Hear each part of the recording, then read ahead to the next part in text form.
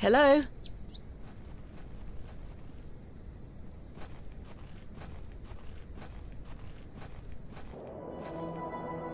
Excuse me, sir. Yes? Did you see a young girl with blonde hair pass by here? No, lass. Here you are. Are you Thomasina Bateman?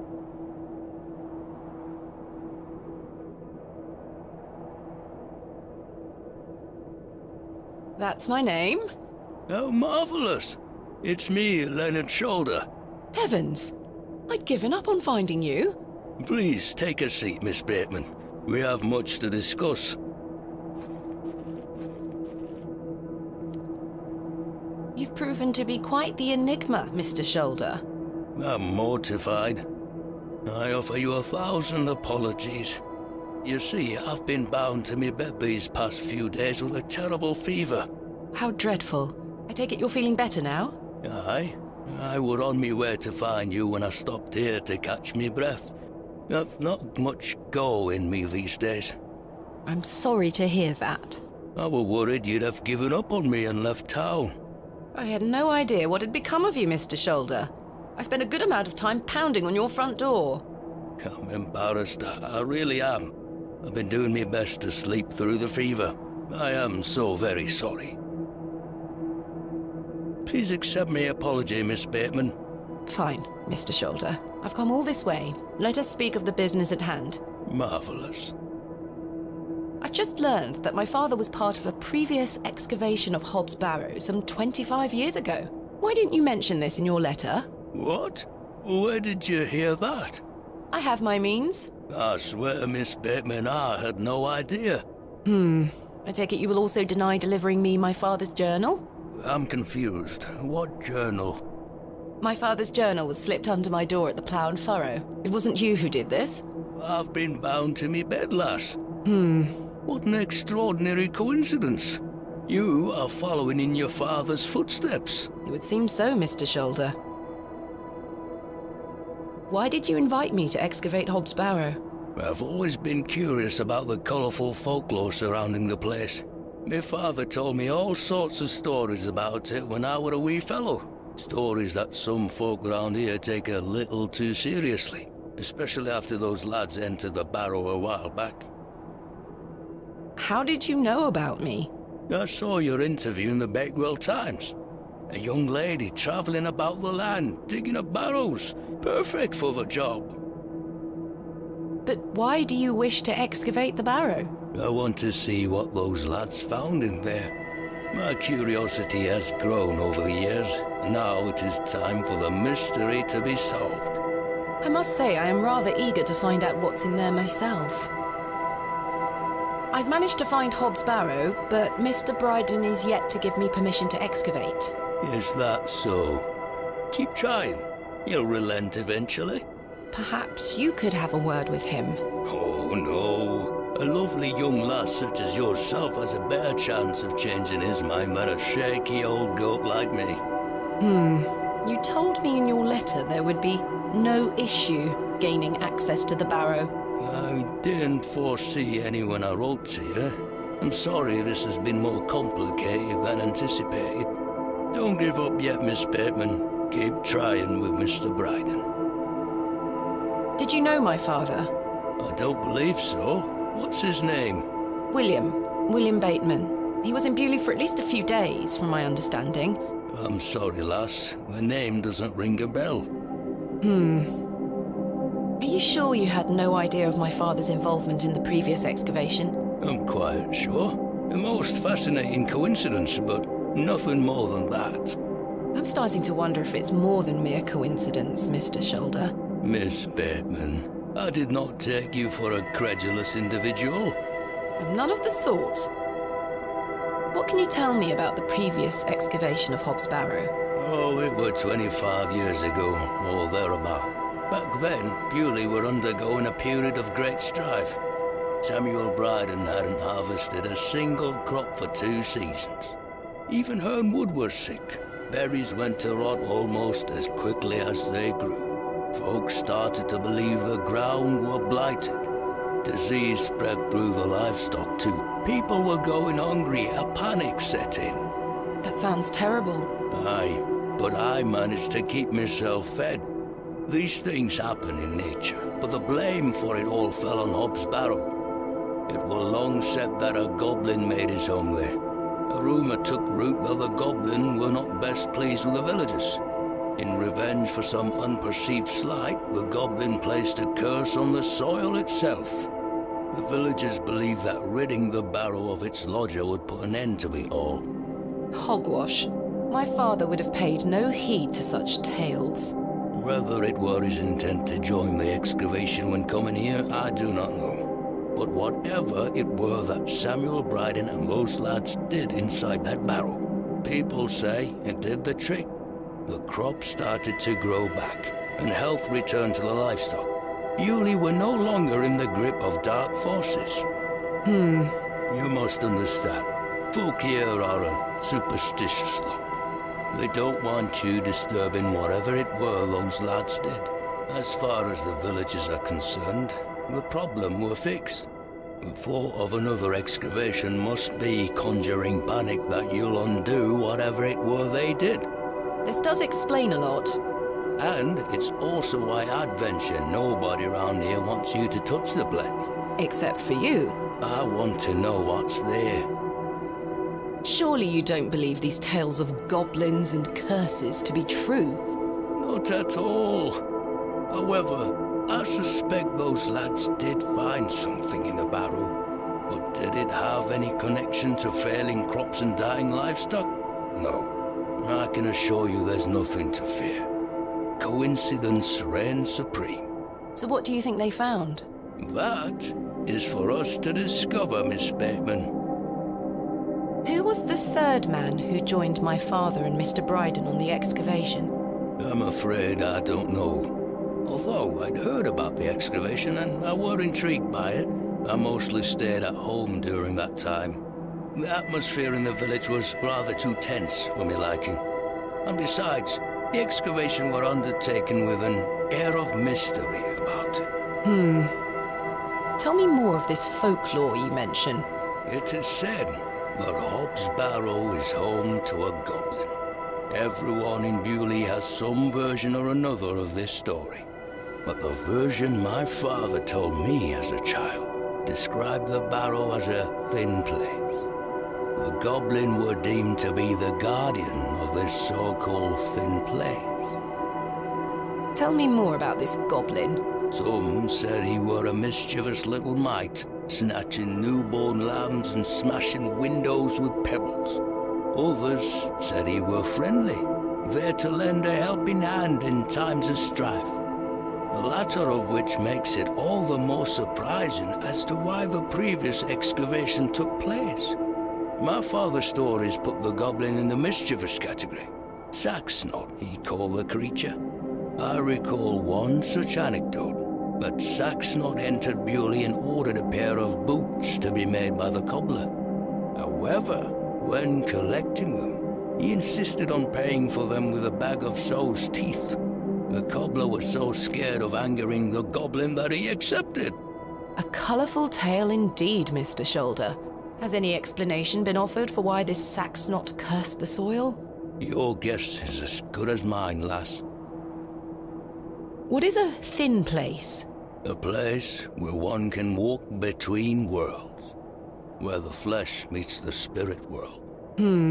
Just superstition, of course, as you well know.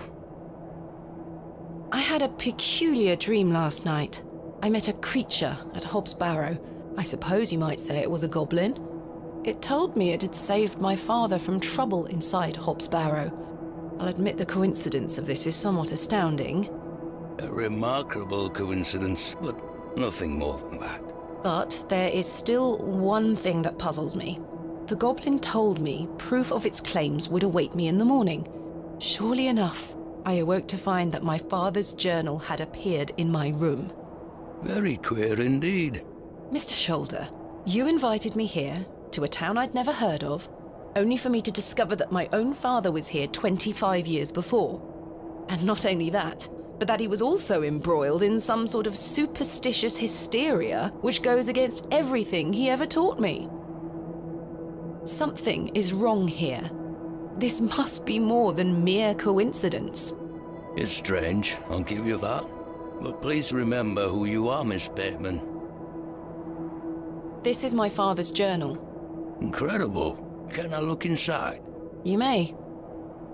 Look at these drawings. Wonder what it all means. You and I both. It all feels very out of character for my father. I'm sure you'll find the answers beneath the soil, Miss Bateman. What do you make of this strange stone? The carving of a cockerel? Yes, it was strapped to my father's journal. Do you think it could have something to do with the previous excavation? Possibly, though I'm not aware of the motif having any meaning around these parts. Is this your glove? I've been looking all over for that. Where did you find it? In the alley behind the plough and furrow on the night of my arrival. Were you there? As I say, I've been bedbound for several days, Miss Bateman. How odd. Can I please have it back? Here. Thank you.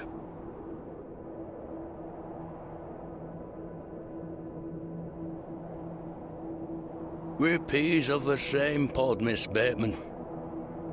I knew you wouldn't be frightened by a few old stories. It will be interesting to see what those lads found in there. Certainly. Thank you so very much for responding to my letter and for coming here. We have some great discoveries to make, you and I. I sincerely hope so. And a chance to follow in your father's footsteps. Right, time for me to shift these old bones. I'm to take me a spot of the plough and furrow. I'll be there all night should you need me assistance. Thank you, Mr. Shoulder.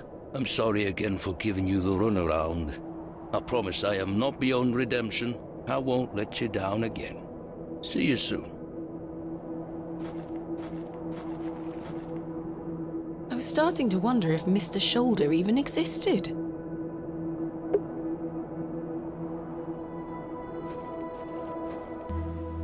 The day was starting to test me.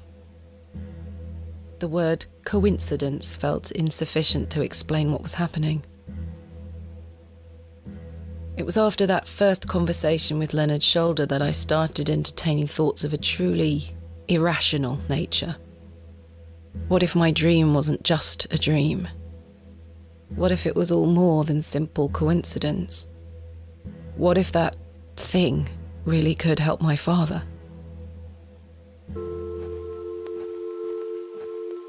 Good day, little one. Hello? What's this? A fiddle bow? There's no string. My name is Thomasina. What's yours? Don't be shy. I don't mean you any harm. What are you doing out here all alone on the moors?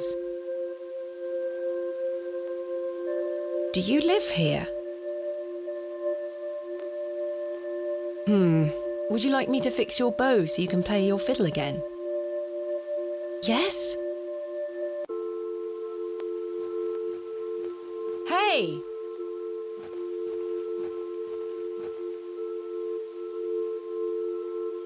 Most peculiar. Perhaps I can mend the bow for her. If memories of my childhood violin lessons serve me right, bowstring is made from animal hair, coated in a waxy resin.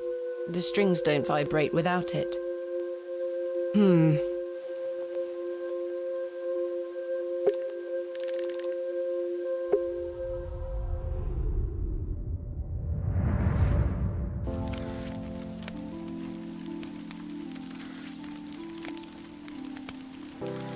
Mummy? Get away from the fire, Thomasina. What are you burning? Nothing. Just waste. Now go inside.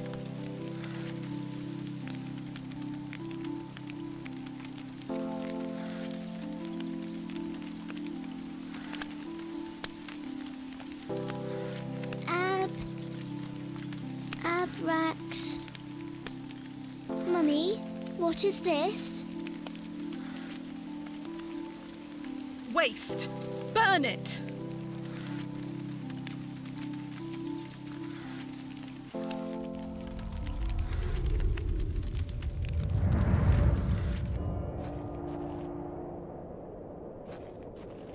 Good day, Mr. Bryden. Miss, I... I'll stop you there. I know what you're going to ask. No, I haven't changed my mind. There'll be no digging here, lass. Mr. Bryden, allow me to explain. There has been an astonishing development this morning. Yes? My father was with your brother during the excavation. Oh. Yes. Can you believe it? I had no idea he had been here. The answer's still no, lass. I saw what happened to poor Samuel. I won't risk the same happening to anyone else. But... That's enough now. You can feast your eyes on that hovel to your heart's content, but there'll be no digging.